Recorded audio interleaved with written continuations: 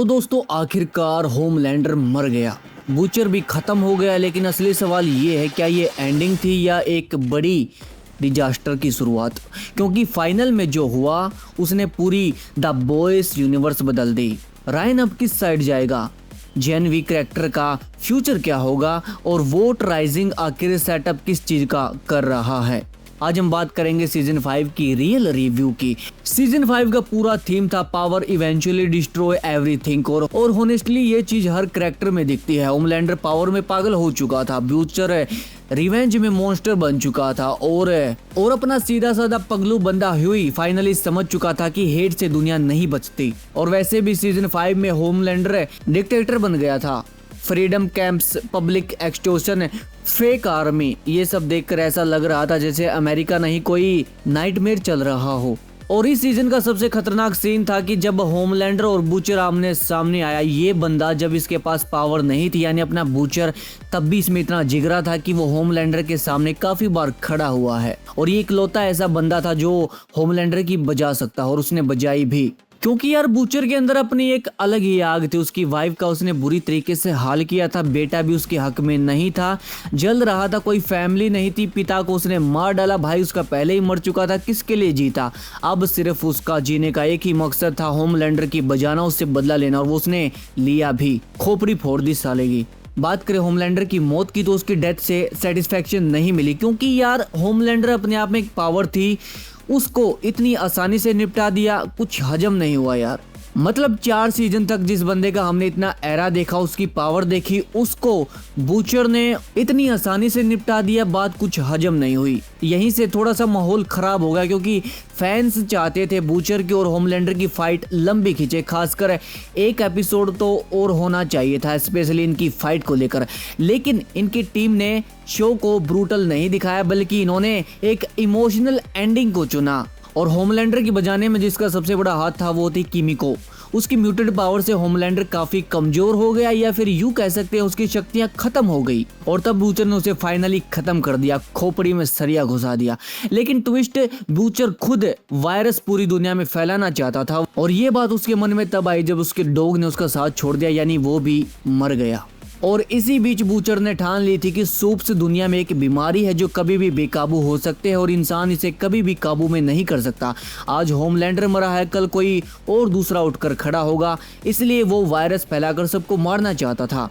लेकिन वहीं पे आ गया अपना भोला भाला ह्यूई। पता नहीं यार इस बंदे को हमेशा हीरो बनने का कीड़ा कहाँ से आ जाता है। अपने बूचर पर गोली चला दी या ठोक दिया बेचारे को। और सच बताऊं तो यहाँ पे बूचर मर जाता है, और होमलैंडर की मौत से ज्यादा इमोशनल पल बूचर की मौत से मुझे मिला, क्योंकि पूरी सीरीज दारमदार सिर्फ इसी बंदे के ऊपर थी। एक ऐसा बंदा जिसमें जिगरा है, जो किसी साले की बाप की नहीं सुनता, और इतना जिगरा है कि वो पावर के सामने भी आंखों में आंखें डालकर देख सकता है। और यही इकलौता बंदा था जिसने इस टीम को टूटने नहीं दिया। और फाइनली इस टीम ने होमलैंडर को हरा दिया और जीत हासिल कर ली।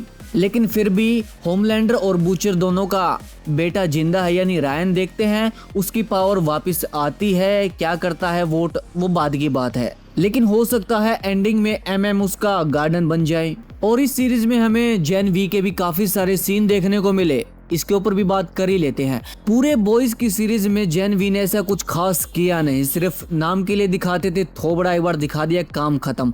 ना कोई फाइट हुई, ना लेना ना देना, ऐसे ही जबरदस्ती के सीन डाले गए, जिसका मुझे नहीं लगता कोई मतलब बनता है। इन फ्यूचर कोई सीरीज आती है तो उसमें बन सकता है, लेकिन कुछ रिपोर्ट के हिसाब से जेन वी कैंसिल हो चुकी है। जी हाँ, लेकिन हो सकता है फ्यूचर प्रोजेक्ट में इन कैरेक्टर्स को वापस लाया जा सके, देखते हैं, वो तो भविष्य की बातें हैं।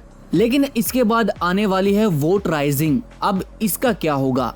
अब यूनिवर्स खत्म नहीं हुआ है वोट का, क्योंकि अगला प्रोजेक्ट है वोट राइजिंग, जो 1950 में सेट होगा। और इसमें सोल्जर बॉय और स्टॉर्म फ्रंट की ओरिजिनल स्टोरी दिखाई जाएगी। अब देखते हैं इसमें क्या जलवा दिखाने वाले हैं ये। यार सच बताऊं तो इंटरनेट 2 हिस्सों में बटा हुआ है। कुछ इस सीजन की इमोशनल एंडिंग से खुश हैं, तो कुछ चाहते थे होमलैंडर की और तगड़े तरीके से ये फाड़ता तो मजा आता। लेकिन फिर भी खुश हूँ यार, इतने सालों की लेगेसी आज खत्म हो गई है, मजा आया देख के। वैसे भी इस सीरीज की एंडिंग कुछ भी हो, अच्छी हो बुरी हो, लोग इसे फिर भी देखेंगे, क्योंकि ये है ही चटपटा मसाला। अब यहीं पे मेरी थ्योरी भी सुनते जाओ। मुझे लगता है यूनिवर्स अभी खत्म नहीं हुआ, क्योंकि रायन अभी भी जिंदा है, कंपाउंड वी अभी भी मौजूद है, वोट पूरी तरीके से खत्म नहीं हुआ है और पब्लिक अभी भी सुप्स को वॉरशिप करती है। मतलब फ्यूचर में एक नई जनरेशन वॉर भी शुरू हो सकती है। देखते हैं अब कितनी सीरीज इसके ऊपर आने वाली हैं। लेकिन यारो इस सीरीज की एक बात तो माननी पड़ेगी, द बॉयज ने सुपर हीरो जैसी चीजों को हमेशा के लिए बदल कर रख दिया। यहाँ हीरो नहीं थे, सिर्फ ब्रोकन इंसान थे जिन्हें पावर ने मॉन्स्टर बना दिया था। अब कमेंट करके तुम बताओ कि तुम्हें ये सीरीज कैसी लगी। जाहिर सी बात है अच्छी ही लगेगी, क्योंकि ये बनी ही ऐसी है। ऐसी और वीडियो के लिए FW सिनेमा को अभी सब्सक्राइब करो। मैं हूँ विशाल कुमार, मिलता हूँ अगली वीडियो में, तब तक के लिए जय हिंद, वंदे मातरम।